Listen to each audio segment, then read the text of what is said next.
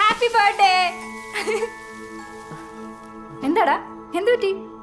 വാ.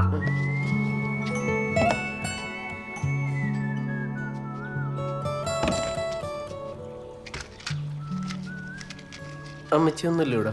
അവരൊരു കല്യാണത്തിന് പോയിക്കോടാ. പിന്നെ എപ്പോ വരും? വൈകുന്നേരം ഒക്കെ ആവുമായിരിക്കും. വാ, കേക്ക് കെട്ടി. ഊതണല്ലേ? ഊത്.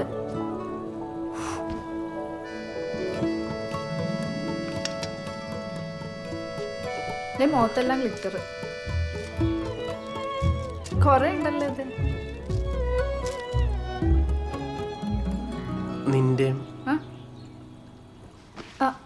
എടാ, അതെ അമ്മച്ചി അവിടെ കോളിഫ്ലവർ വരെ ഉണ്ടാക്കിയിട്ടുണ്ട്. ഞാൻ അതെടുത്തോണ്ട് വരാം. സൂപ്പറാ.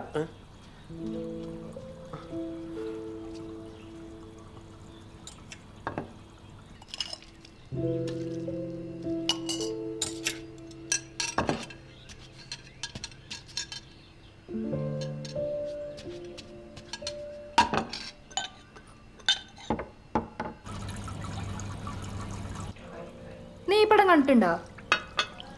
ഇതെനിക്ക് ഇഷ്ടമുള്ള പടം.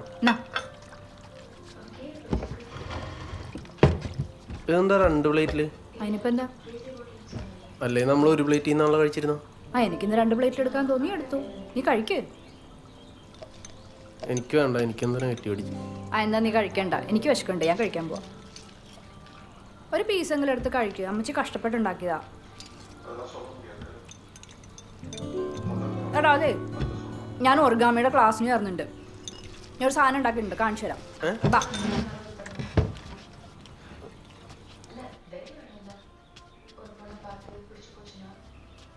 എടാ, അല്ലെങ്കിലേ നീ എവിടെ ഇരുന്നോ, ഞാൻ അത് എടുത്തോണ്ട് വരാം. അല്ല, ഒന്നും പറ്റിയതല്ല. റൂം ഫുൾ കൊള്ളായിട്ട് കിടക്കുക. അപ്പൊ ഞാൻ അത് അങ്ങോട്ട് എടുത്തോണ്ട് വരാം. നീ എവിടെ ഇരുന്നോ? അല്ല, അപ്പോഴും ഞാൻ കേറാറുണ്ടായിരുന്നല്ലോ. എന്റെ പൊന്നു മെജോ, നീ ഒന്ന് അവിടെ പോയി ഇരിക്കടാ, ഞാൻ വരാം. ഫുഡ് കഴിച്ചപ്പോ തുടങ്ങിയാണല്ലോ, എന്താ നിന്റെ പ്രശ്നം? പ്രശ്നമൊന്നുമില്ല, ഞാൻ എടുത്തോണ്ട് വരാന്ന് പറഞ്ഞില്ലേ. നീ ഒന്ന് അവിടെ പോയി ഇരിക്കോ? വേണ്ട, വന്നപ്പോ തൊട്ടുള്ള നെഗറ്റീവ് അടിയാണ്. അടിപൊളി ബർത്ത്ഡേ, താങ്ക്സ്, ഞാൻ പോണേണ്. എടാ മെജോ,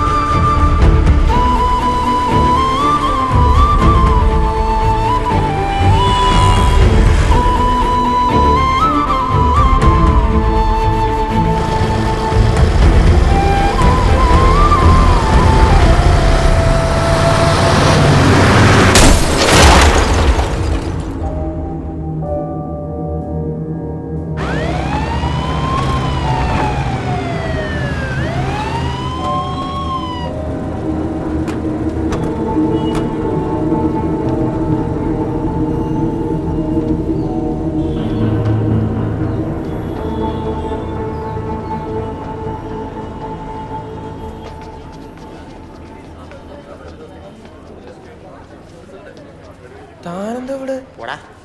പോയി നോക്ക്.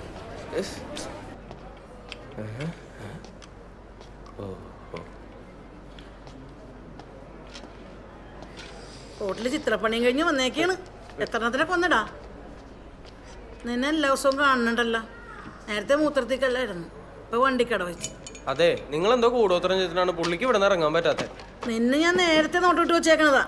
ഇനി വല്ലതും പറഞ്ഞാൽ അണ്ണാക്കി സൂചി കുത്തി ഇറക്കും ഞാൻ. മനുഷ്യന് തോലറക്കോയി. ഞാനിന്ന് പോയി ഡോക്ടറെ കാണിച്ചാ. ബൈക്കിനെങ്ങനെയുണ്ട്? ഞാൻ പിന്നെ കണ്ടിട്ടില്ല. അതെ, ഓരോരുത്തർക്കും അവരുടേതായ കണ്ടകശനി ഉണ്ടാവും. തന്റെ കണ്ടകശനി കണ്ടക വെള്ളിയാ ജീനിയാ. നീ വന്ന നൈറ്റ് ചെയ്യാൻ നിക്കണോ? വേണ്ട, ഇവൻ നിൽക്കും. നിന്റെ വീട്ടിൽ പറയണോ? വേണ്ട, ഞാൻ പറഞ്ഞോളാം. ദേ അപ്പച്ചാ, ദേ ഇതാണ് ജീന ചേച്ചി. ഞാനും മെജച്ചേട്ടനും ചേച്ചിയുടെ കാര്യം ഇപ്പൊ പറഞ്ഞു നിർത്തിയുള്ളൂ. ചേച്ചിക്ക് 100 അല്ല 250 വയസ്സാണ്. പിന്നെ അപ്പച്ച ജീന ചേച്ചിയെ മെജോ ചേട്ടന്റെ ബെസ്റ്റ് ഫ്രണ്ടും അഭ്യുതകാംക്ഷിയാണ്. അതെനിക്കറിയാം. ജോസ് ചേട്ടൻ മോളല്ലേ? പിന്നെ അത് ആദ്യം മോളെല്ലാം കഴിച്ച? ആ ഞാൻ കഴിച്ചപ്പച്ച. ബട്ട് ഞാനൊന്നും കഴിച്ചിട്ടില്ല. ഞാനേ വണ്ടി റോട്ടി പാർക്ക് ചെയ്തേക്ക് മാറ്റിയിട്ടിട്ട് വരാം. പാർക്ക് ചെയ്തിട്ട് നമുക്ക് ക്യാൻറ്റീനിലും പോ. ഉം. അതെ ഇപ്പൊ കൈ മാത്രം ഒടിഞ്ഞിട്ടുള്ളൂ. ഞാൻ വരുമ്പോ ഓപ്പറേഷൻ തിയേറ്ററിലാ വരുന്നത്. എടാ നീ കൊടുക്ക്. വിശന്നിട്ടോ അയ്യ, നിങ്ങൾ സംസാരിച്ചിരിക്കട്ടെ.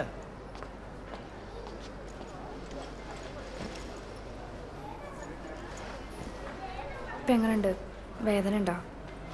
സാധാരണ ആൾക്കാരുടെ കൈ ഒടിഞ്ഞാൽ പിന്നെ ഭയങ്കര സുഖമുള്ള.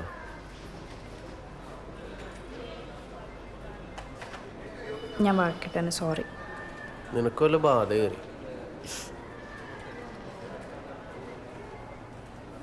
അതെ, എനിക്കൊരു കാര്യം ചോദിക്കാനുണ്ട്. നിനക്കെന്നെ ചെറുപ്പം തൊട്ട് ഇഷ്ടമാണെന്ന് പറഞ്ഞില്ലേ, അത് ശരിക്കും ഉള്ളതാണോ? നീ അത് വിട്ടില്ലേ? നീ പറ.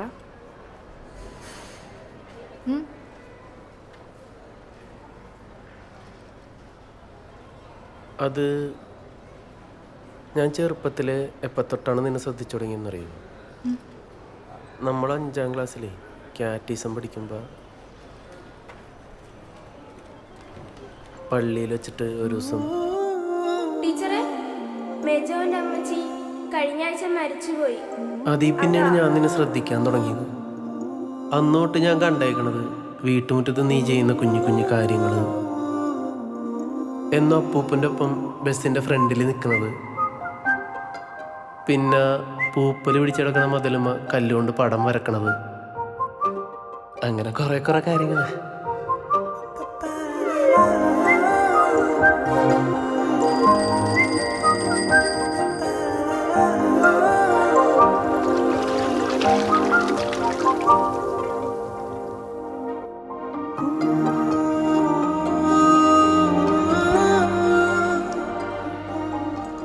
നീ ഇതൊക്കെ ശ്രദ്ധിച്ചിട്ടുണ്ടല്ലേ? ഞാനിതൊക്കെ ചെയ്തിട്ടുണ്ടെങ്കിൽ എന്നോട് ഇതൊക്കെ ഒരാൾ പറയുന്ന ആദ്യമായിട്ടാ. എന്നിട്ട് നീ എന്തായിരുന്നു എന്നോട് അപ്പം പറയാതിരുന്നേ? ഇല്ല, അപ്പം എനിക്കൊരു ധൈര്യം ഉണ്ടായിരുന്നില്ല. പിന്നെ എന്നെ കാണാൻ ഒരുമാതിരി പൊരിച്ചുണ്ടായിപ്പോ പോലെ ഇരിക്കുന്നു. പിന്നെ നീ ചെന്നൈക്കും പോയില്ലേ?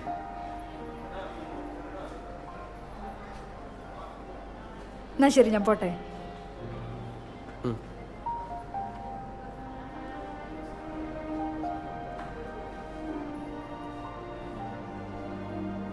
മെജോ, നിൻ്റെ എഫേർട്സൊക്കെ നല്ല രസമാണ്. എനിക്ക് ചില മൊമെൻറ്റ്സിൽ നിന്നോട് ഇഷ്ടമൊക്കെ തോന്നിയിട്ടുണ്ട്.